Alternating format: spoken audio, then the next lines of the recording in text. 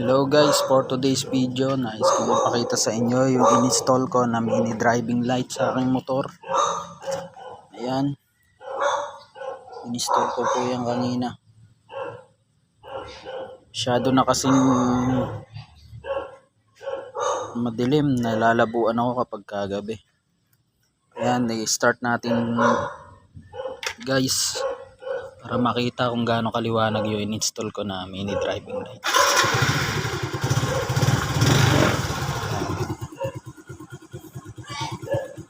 Ito yung low natin. Ayan nyo guys kung gaano kaliwanag. Liwanag guys. Low yan, low. White yung kulay niya sa low. Ito yung high. Ayan. Kulay araw.